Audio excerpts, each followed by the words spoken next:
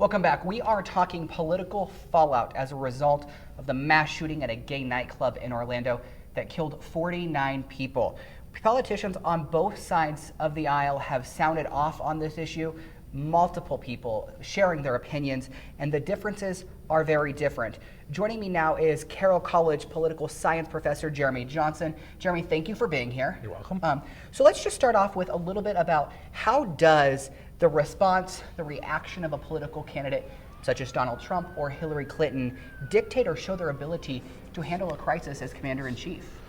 Well, certainly the American people will be looking at the response to what's happened in Orlando, because it is a test for American president. How do you respond in a crisis?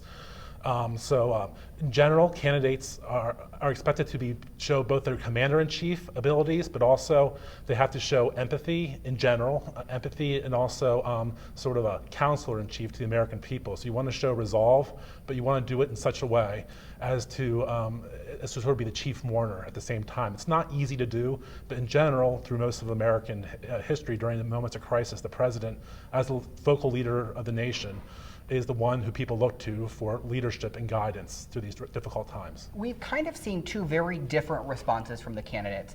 We've seen Donald Trump come out and say that we need to ban Muslims from the country, kind of taking some credit for possibly predicting this possible shooting when he made the comments about Muslims in the country. And then we've seen Hillary Clinton, who's had that softer tone, that more empathetic tone, who has said we need to ban guns and we need to come together as a country. How did those two different responses relate to the American people when it comes to November? I mean, we're just 5 months away from the general election. Yes, they've taken two very, very different tacks. Clinton is very much in the mainstream of what commanders-in-chief have done before, including George W. Bush after 9/11. A unifying response, which Trump is not doing, but Trump so far has essentially broken all the rules, even the most basic rules of how to campaign, and he's the presumptive Republican nominee. So he's breaking the rules and he's not responding in a way that's within the tradition of American politics of how to respond to these crises. Clinton's response is much similar to what other presidents have done before. Donald Trump has defied all odds. He was Yes. not expected to be the Republican nominee. It appears that he will be. Yes. Do you think this helps or hurts his campaign? From a traditional, conventional sense of how political scientists usually understand American politics, it would generally, when in a general election, presidential candidates are expected to try to be a unifying force, and Trump is not trying to be unifying right now. I think many of Trump's supporters will strongly support Trump and his reaction, because part of Trump's appeal is not to be like any sort of normal conventional candidate.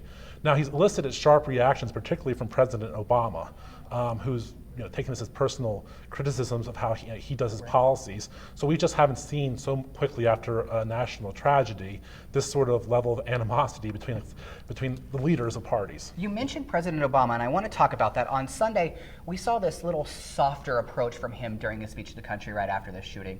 Today he came out and he was much harsher and criticized Donald Trump. Do you think what President Obama, his response, the way he's reacting, will have an impact in the way American voters vote in November?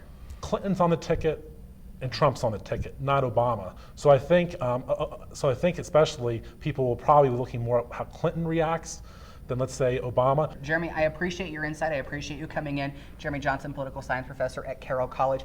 Our conversation of this issue in Orlando and the mass shootings and gun rights continues on our Facebook page. Just search KTVH Helena on our Facebook page to continue that conversation and share some of your thoughts. We'll be right back with Sports with Richie Melby.